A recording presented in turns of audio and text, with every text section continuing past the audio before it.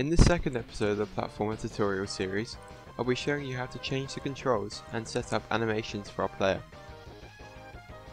If you haven't yet watched part 1, I would highly suggest doing so, as we set up the platform movement and collisions.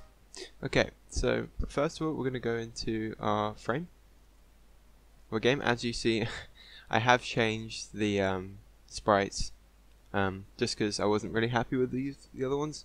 These are just quick ones made in PowerPoint, but we don't talk about that.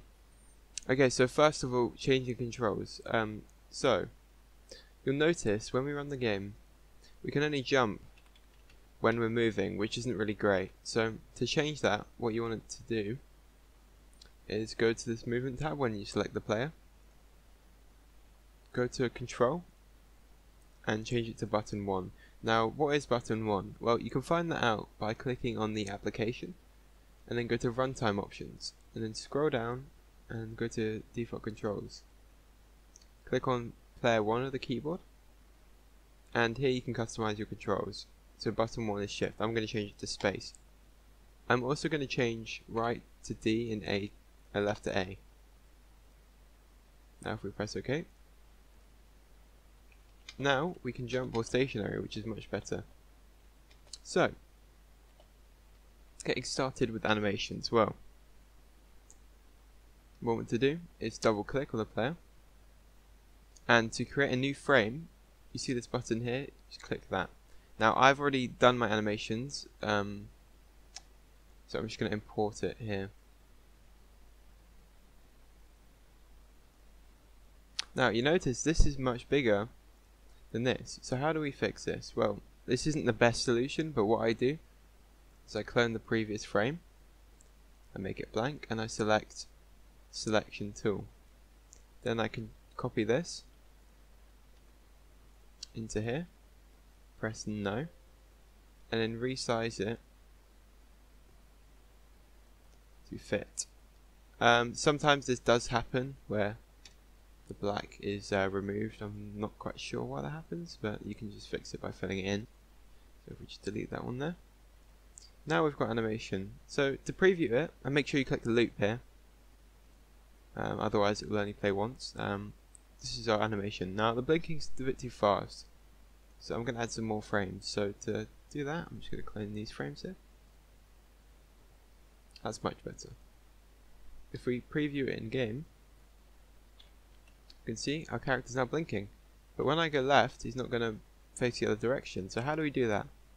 Well, go back into the editor and click create opposite directions.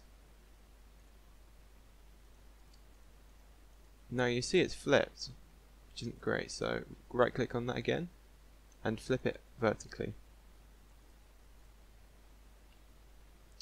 So there we go. Now we want a walking animation.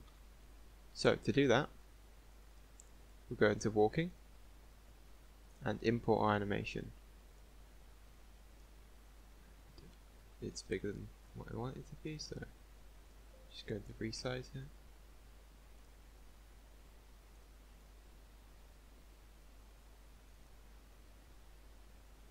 Okay, so now I've got animation.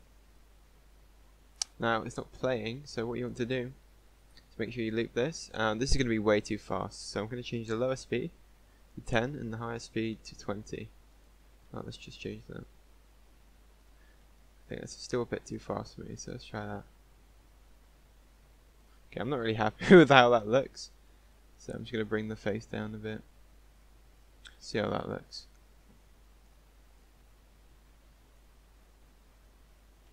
Yep. And we need to make sure we make the opposite direction as well. So create opposite direction, make sure you have to flip it vertically. And or make sure you set the speed as well, because it does not do it. Oh no, it does do it. Okay. Now we've got walking and an idle animation. Now if you want a jump animation, you can add one too. So if you scroll down, there's a jumping here. But I'm not going to do that, but it's up to you, it's perfectly up to you. And there are also a lot of other animations. And we'll do climbing in the ladder episode. Okay, so that is this episode done. In the next episode, I'll be showing you how to make the camera follow the player. So we'll have a larger frame, and the camera will follow the player. If you have any questions, feel free to leave a comment and I'll try and reply as soon as possible. Thanks for watching.